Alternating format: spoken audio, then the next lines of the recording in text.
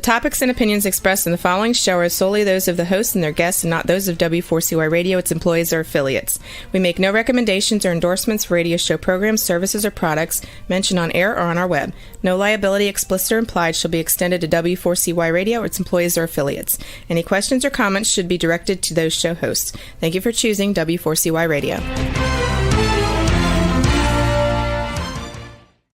Welcome to Entrepreneurs Ascending, where we believe in a better life through better business. Here, we help you aspire to greatness, achieve your goals, and ascend to new heights.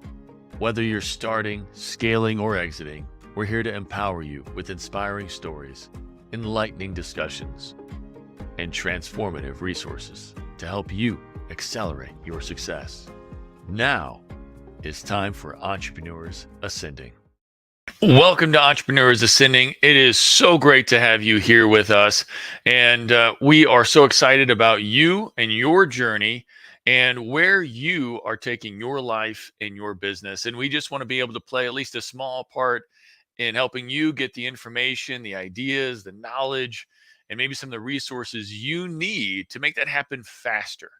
And one of these issues is, how do we execute effectively? How do we get traction in our business so that we can accelerate to those goals? Because I know a lot of folks feel like they're just spinning their wheels, right?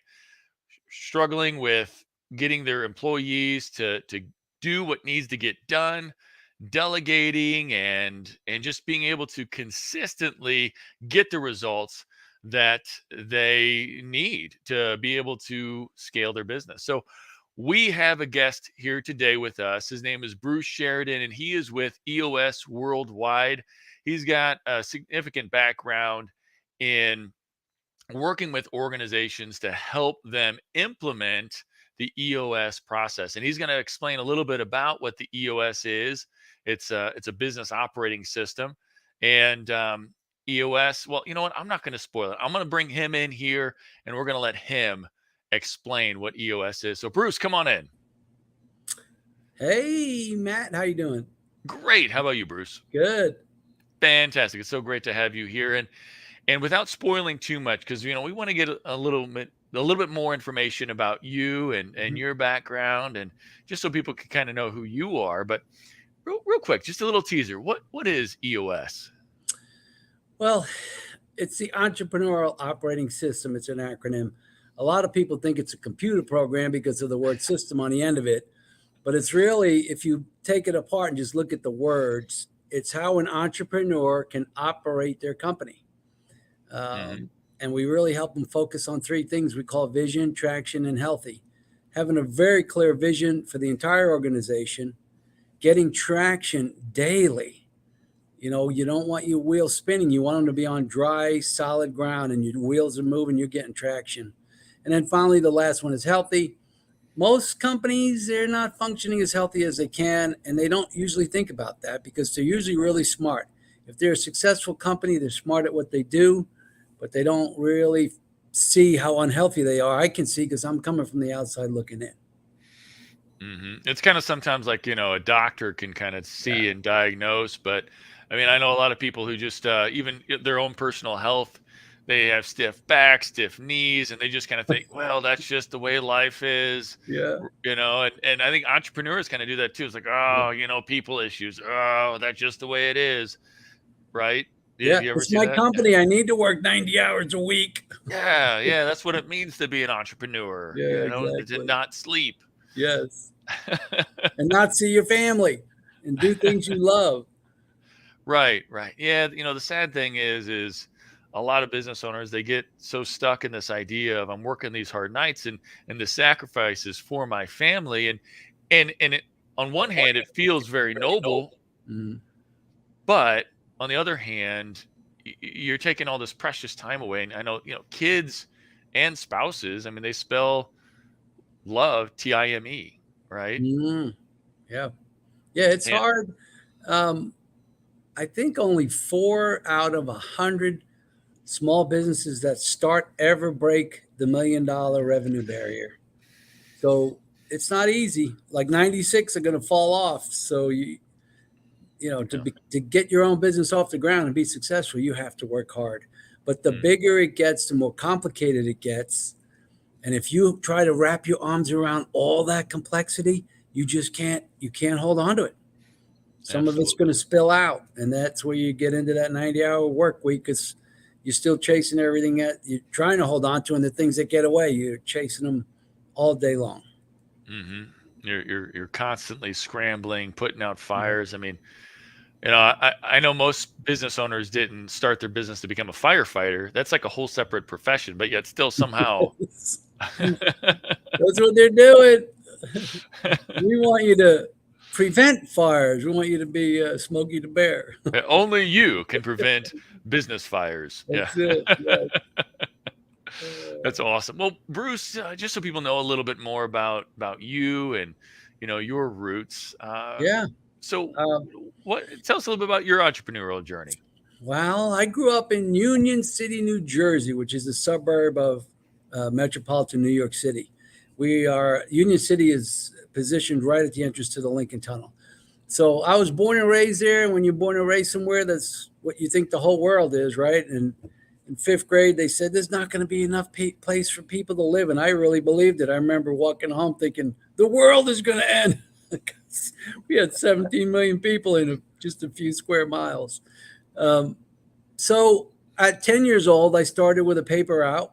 I had to get up at 5:30, deliver all my papers, and run to school, get my stuff and run to school.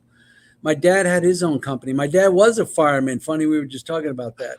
So he would work 24 hours. He'd work from 8 a.m. to 8 a.m., and then he was off for 3 full days. So he had a very successful exterminating business. And then when I got old enough to help him, I would go prepare for jobs. I used to make these rat sandwiches, like with Wonder white bread and this purple jam with big black rubber gloves, and make a sandwich and cut it in the four and throw it in the box. And then we would go. One of his specialties was controlling rats, which you could never say you're going to eliminate them in New York, but you could say we're going to chase them to the other building, right? Just like a burglar alarm or something. So I would actually go out and help him do some of the work too, which a lot of businesses didn't want an exterminator pulling up, during the day. So we did a lot of it, midnight, 1 o'clock, 2 o'clock in the morning when nobody was around. They give us a key. We sneak in the back and do the exterminating. So I learned early. I had to work in his stores on Saturday, which really bothered me because I wanted to go play with my friends. So I learned what it meant to have your own business and how you did have to work hard. I went to Georgia Tech, paid my way through school. I was on the track team there, ran hurdles, 110 meter, 400 meter hurdles, all 4 years. Graduated, went to Florida Power Light Company, where I was designing electrical systems for my first 2 years, but my degree was in industrial engineering. So the CEO went to Japan, and he saw what they were doing with this quality improvement stuff. And a meter reading team was less than 20 defective meters read per month. Wow. We had 4.4 million customers. Mm-hmm. So if we had less than 20 per month, we'd have about 70 defective meter reads per month. We had about 50,000 misread meters per month. Wow. Wow. So there was some room for improvement. Well, the CEO came back and he goes, "We're doing this." And I happened to be in Miami. So I went from New York to Atlanta to Miami, still big cities. So the VP in charge of the Miami district, the CEO said to him, "I want to test it out in Miami. You need to find someone to run it." So he remembered my degree was industrial engineering. He tells my boss Thursday for me to come interview on Friday. And I'm starting 8 o'clock on Monday as the quality improvement guy for the Miami district. And I'm like 25 years old, about 24 years old. And I'm like, thank God nobody else knew what they were doing. So that was the only saving grace I had, because I had no clue what I was doing. I'm sitting around this table with 40, 50, 60-year-old leaders that have been with the company 20 to 40 years. I'm there 2 years, as green as you can be. But what happened every quarter, they would have Japanese counselors come over and sit with me for 16 days straight, usually like 16 hours a day. So it was just like take a sip of water out of a fire hose. But every time they came, they'd beat us up and we'd take it to the next level. And they beat us up, we took it to the next level. So that went on for like 7 years.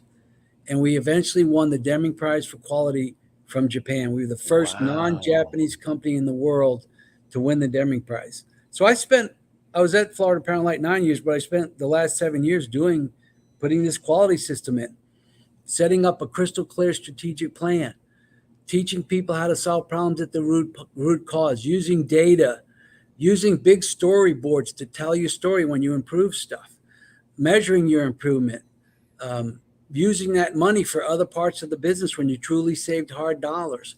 So that's how, I guess I was still like just 30 years old when I had finished all that.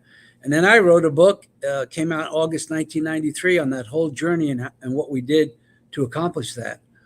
And then for the rest of my career, my job has been working with leadership teams to set up systems for operating their businesses.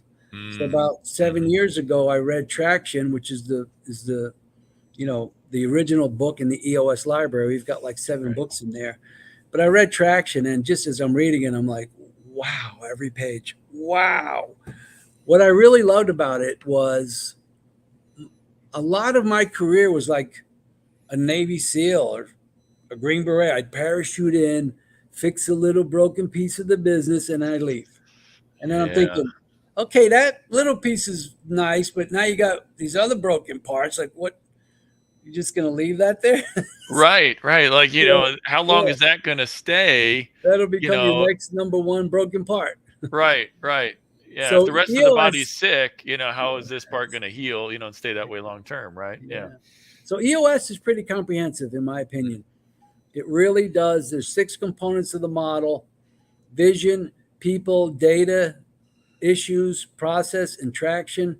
And those 6 components they're interwoven, and they cover your whole company. So if you work on putting EOS in, it takes about 18 to 24 months, but you're going to have a comprehensive system for running your business. And many of the owners that I start out with, they're working 70, 80, 90 hours a week. A couple of them, I've got one client, the guy comes in 2 or 3 hours a week, and his company is 2.5 times the size it was when we started. His revenues went from 10 million, actually 3 times. He'll finish this year with 29 million. Sometimes it's about like, how do you empower great people to do great things and then get out of the way, right? You set some vision, but then, if you can find people who can get on board with that vision and are excited about it and want to make it happen, just like let them do it, I think another big piece is we focus on what we call the 90-day world. So you got 4 quarters in a year. We want you to make progress every week for 13 weeks. Pull up, take a deep breath. How much progress did we make?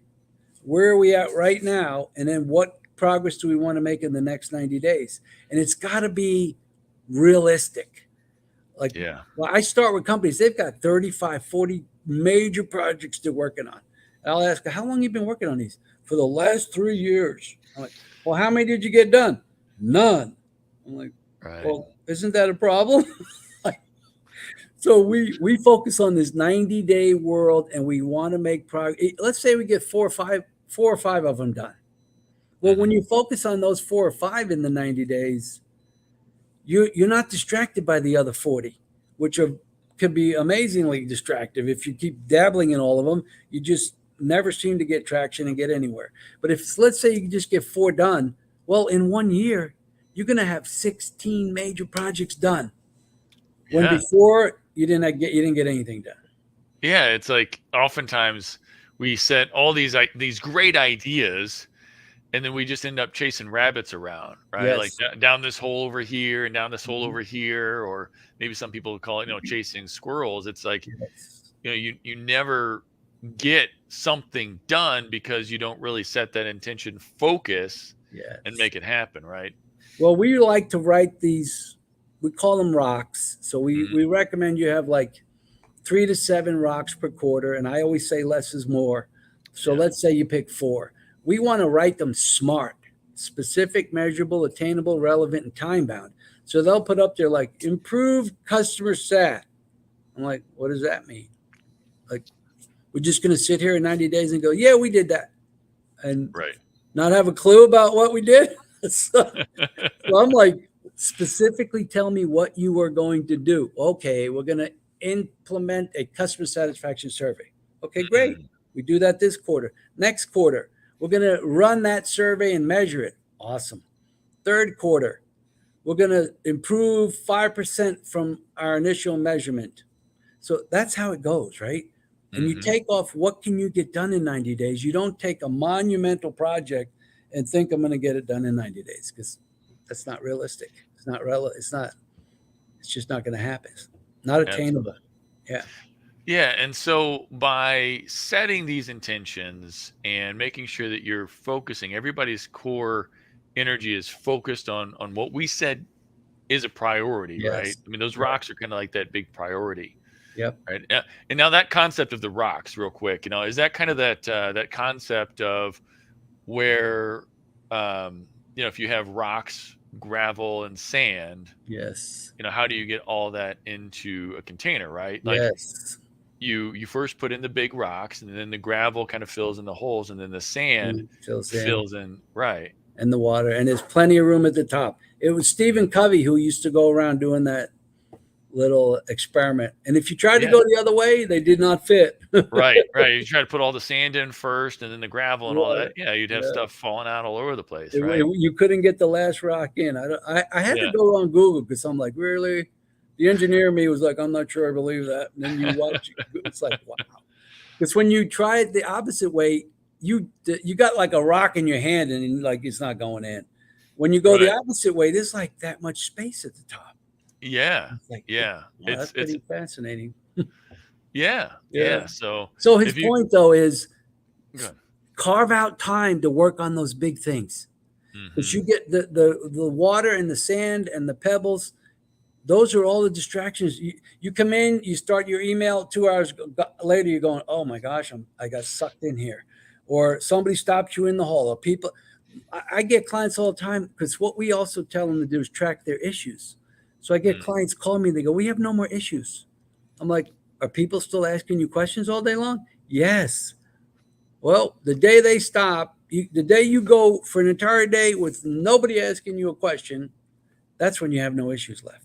But if there are people asking you questions all day long, you still got issues. You need to go poke around and uncover some rocks and get the worms and the bugs, Like, yeah, I mean, that's a great point, because if you have employees asking you questions all day long, then were they trained properly? Do they have the appropriate resources, like a company wiki or something like that, to go and look it up, get that information that they need, an SOP, and or if it's customers, it's like, well, do you have an FAQ? How do you onboard customers even? I mean, some companies that are more complex, they might need a system for onboarding customers. I'm going to enter the danger. I often ask them, should that really be your customer?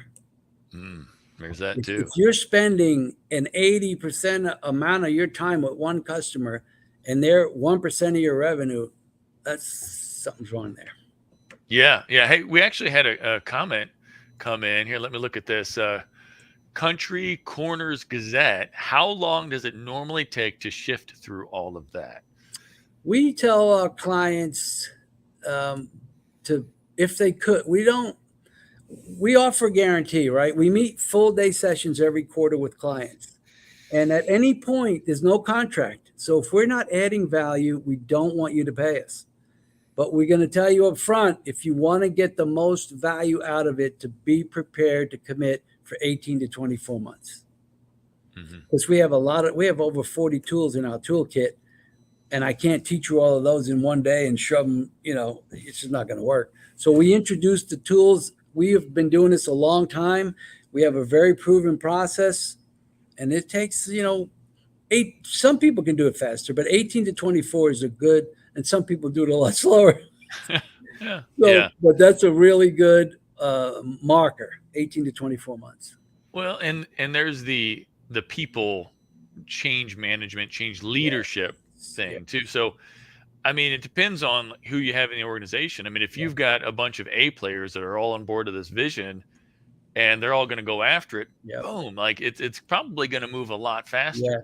Yes. But if you have a whole bunch of people that, are maybe kind of like C or D players, you might have to go through a process of clearing And some of that out. if that C or D player is your brother-in-law or your brother or your sister or your mom or your dad or someone that's been with you for 20 years, it's like, oh, that's really, you're giving me anxiety now, Bruce. Right. Well, and then also there's that component of the visionary and the integrator, right? Yes. Yeah. And so if you are the owner of an organization and you are kind of that visionary, so well, maybe you can explain the visionary and integrator probably better than I. Go ahead. Oh, visionary is typically they have 20 new ideas a week. They love to go to golf tournaments and trade shows and dinner and get out and and then they come back with 20 ideas from the trade show. We got to do all this stuff. Well, and usually it's the owner. So when they say that, people listen and they start going. Well, then 2 weeks later, they're like, hey, I worked on this for 15 hours. What do you think? And they're like, well, no, I didn't really mean that. Here's 20 more. So, what the heck? What? So the visionary, it's dangerous if they're running the business because they are so not focused. And it's not a bad thing. They're the ones that are going to look out and see where the industry's going, where the innovation is coming from. There could be compliance issues. There's all kinds of things coming at companies left and right. The integrator is the one that's like at home. They love going into the shop or the office or the warehouse, whatever. They love being in there, hands-on, running everything, making sure that you've got your sales and marketing, bringing people in. You're closing the deal. Now you got to fulfill what you sold them. You've got several operational pieces. Then you got to go collect the money and make sure you have money. You don't run out of cash. So the integrator loves managing that stuff. And they love knocking down when people have problems. If you approach a visionary with a problem, they kind of short circuit, like, really? I don't want to deal with this. I want to go play golf with a client. I don't want to deal with this. It's nitty gritty. So the integrator loves the nitty gritty. They love running the show. And the visionary loves what they love big ideas and just, that's their thing. So what happens typically, though, is that the visionary integrator can get on each other's nerves very quickly. And what I tell them is you need to embrace that because the fact that you're so different is gold. You got a visionary out there rattling the bushes and figuring out where to go with the company and bringing in big deals. Then you got the integrator there who's running the show because when the visionary's out there doing that, they can't run the show. And it's vice versa. The integrator hates to do that other stuff. So what I tell them is every month, at least 2 or 3 hours a month, you got a block. The both of you just need to sit in a quiet place, no electronics, and get on the same page. 3 or 4 hours a month. That's only 12 times a year. And getting on the same page is so valuable for the company. Yeah. And then but those 2 seats are really important. Yeah. There's that question. Should you rein the visionary in? Good luck with that. Right. Yeah. The country corners asked, should you rein the visionary in at times? Yeah. Get a big bear trap in the parking lot so they can't come in the building. No, I don't. Well, most of the time it's the owner.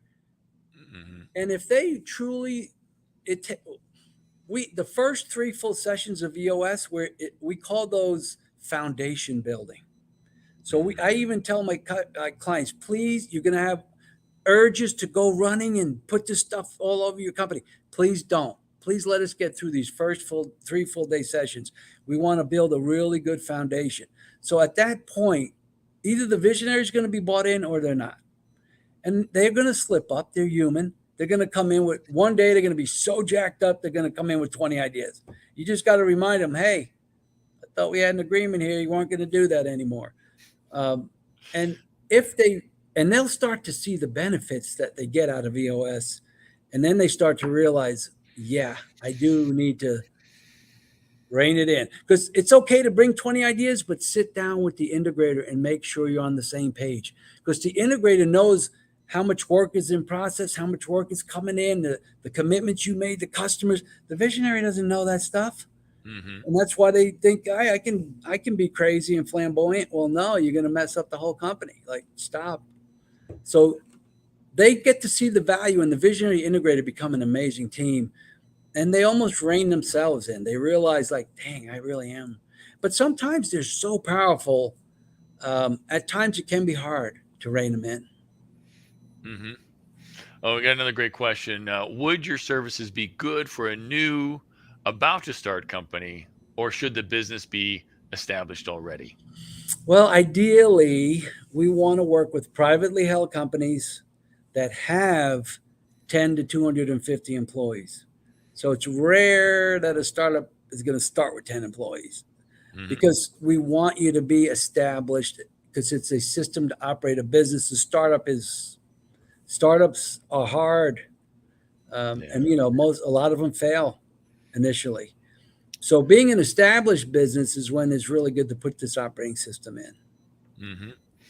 Well, that's a great point, Bruce. And just so you know, Country Corners Gazette and listeners, we do, so Time for Success has some group coaching programs for the earlier stage business, pre $1 million, right? Mm. And then, we partner with folks like, Bruce. Now, we do have some private coaching, but also there's folks who just love the EOS system. So we partner with folks like Bruce who, somebody wants to, if they're in one of our programs and they're ready kind of like to graduate, we're happy to introduce them to somebody like Bruce who is going to jump in and do, the EOS system and help them, implement that. So yeah, I mean, that's one of the reasons why we love having Bruce on here, because people need to know about what kind of resources are available to them at what stages of the game, right? Yeah. So thank you. And so I guess just to kind of wrap some of these concepts up. Sure. So you're looking for, like, the EOS system works great for businesses that are established 10 to, how many employees did you say? 10 to 250. 10 to 250. Yep. And what you're going to do is you're going to come in there and you're going to help them put a system into place that's going to help them set their 90-day goals, live in that 90-day time frame, right? Mm-hmm. Mm-hmm. Well, first establish their vision. Yes. Right. Set the 90-day time frame of the big priorities that they've got to do, or the rocks that they've got to accomplish in the next 90 days to help make that vision happen, right? Yeah. And then a really big piece Yes. is getting the right people in the right seats, Mm-hmm. and the right structure for the company. That is huge. Yeah. So it's not just a big party bus. You want to make sure you have the right people on that bus, right? In the right seats. Yeah. Well, first get the right ones on, then we can put them in the right seats. Yeah. And then we can party, right? Yeah. Then we can party. Yes. Yeah. After we double revenue. Absolutely. Yeah. Well, thank you so much. And thank you, Country Corners Gazette. We appreciate you being on. Sorry we didn't catch your name, but we appreciate you being on. And we're here every Monday at 4 o'clock Central Time, 5 o'clock Eastern Time. Yes. And we appreciate you being on with us, Bruce. If people want to know pleasure. more, yes, absolutely. If people want to know more, how should they get a hold of you? Well, I think my email and webpage are flashing across the bottom. Right. Bruce.Sheridan@eosworldwide.com is my email. Bruce.Sheridan@eosworldwide.com. Awesome. Thank you so much. My pleasure. And maybe we'll have to have you on again sometime soon to dig a little bit Yes. deeper into some of these things. And Bruce, thank you.